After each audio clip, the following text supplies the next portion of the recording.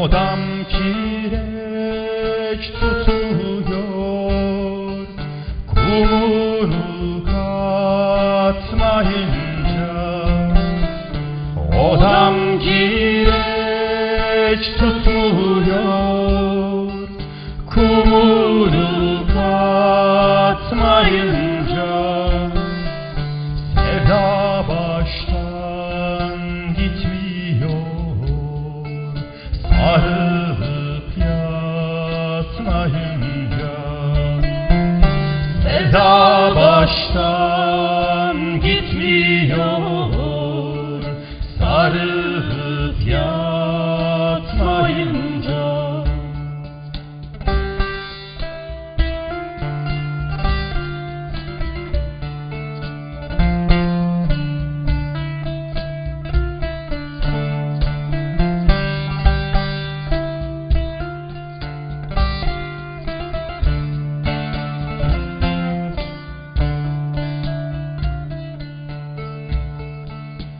Odam kireçtir benim, yüzüm güleçtir benim.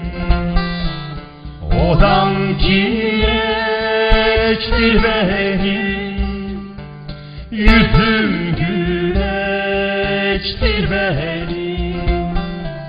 Soyun da gir koynuma, ilaçtır benim. Soyun dahi koynuma, benim ilaçtır benim.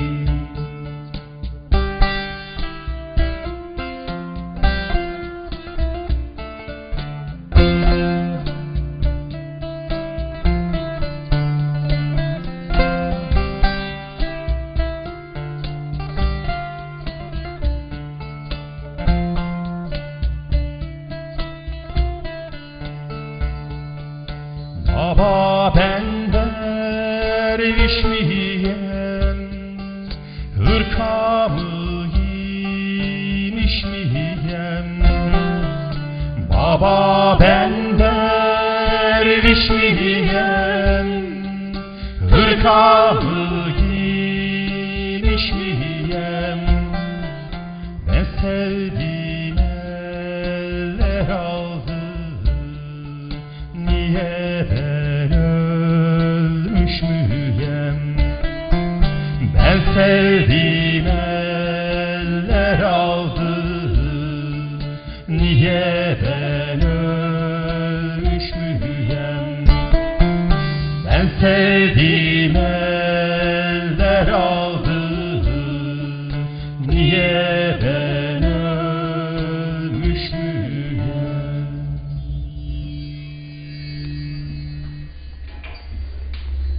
Merhaba sevgili izleyiciler. Yeni bir programla tekrar karşınızdayız. Güne bakan düşlerinde bu hafta sevda üzerine söyleşeceğiz sizinle. Programı açarken ben sizden gelen telefonlar ve e-mailler için teşekkür etmek istiyorum öncelikle. Programımıza gösterdiğiniz ilgi bizi çok mutlu ediyor. Sağ olasınız. Umarız sizin istediğiniz gibi sizi mutlu edecek şekilde daha nice programları yaparız. Yalnız gönderdiğiniz e-maillerde genellikle beğeni ifade ediyorsunuz. Keşke birazdan neler istediğinizde dair, neler beklediğinizde dair şeyleri de yazarsanız çok daha iyi programlar yapacağımızı düşünüyoruz. Evet, bugünkü konumuz sevda dedik. Arkadaşlarımız sizler için çok güzel, çok hareketli sevda türküleri hazırladılar. Can... Yok, sadece hareketli değil, hüzünlü sevda türküleri de var ama hareketli sevda türkülerimiz de var. Genelde hani sevda deyince hep aşk acısı ya da sevda acısı gündeme geliyor. Çünkü sevda çekmek asıl olarak belirleyici olan. Bundan dolayı çoğunlukla da hüzünlü parçalar ağırlıklı olur sevda parçalarının, ama hareketli güzel sevda türküleri de var. Evet, biz ilk programın açılışında zaten Odam Kireç Tutmuyor türküsüyle girdik. Ama diğer programlarımızdan biraz daha farklı olarak hem türkü ağırlıklı bugün hem de değişik yörelerden türküler derlemeye çalıştık sevgili izleyiciler. Sevda hakkında, sevda konusunda çeşitli yörelerde söylenmiş olan türküleri Karadeniz'den var, arkadaşlarımız Ege'den var, Evet. işte yine Erzurum, Kars Evet. yöresinden var. Yani farklı farklı türkülerle birlikte bunu anlatacağız. Şiirlerimiz de yine aynı şekilde.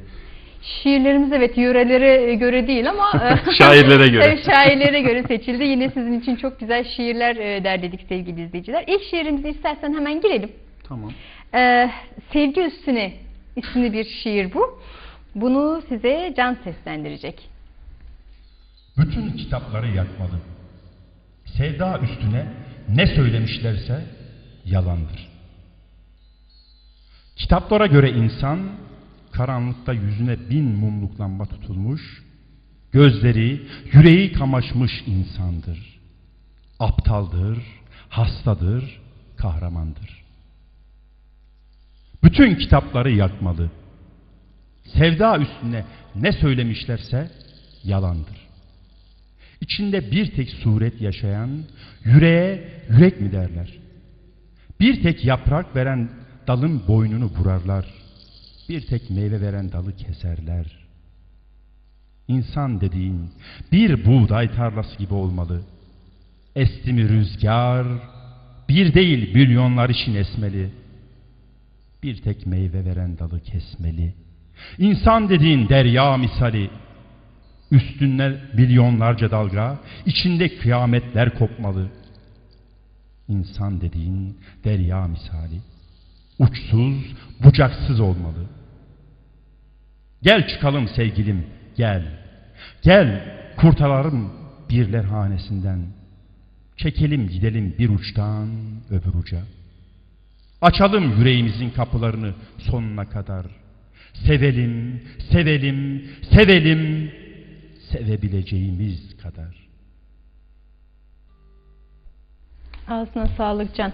Bu güzel bir Bedri Rahmi Eyüboğlu şiiriydi sevgili izleyiciler. Çok da hoş bir şey. Tekil sevgiden, birey sevgisinden biraz daha böyle çoğul sevgiye doğru bir Buğday tarlası geçiş, gibi değil mi? olmalı. Esti miydi rüzgar? Hı hı. Yani o çoğuldu, sevdanın da Evet. çoğulduğunu işaret eden bir şiir. Çok hoş. Evet. Evet çok hoş. Başka güzel şiirlerimiz daha olacak bugün sizler için. Yine bir türkü dinleyelim.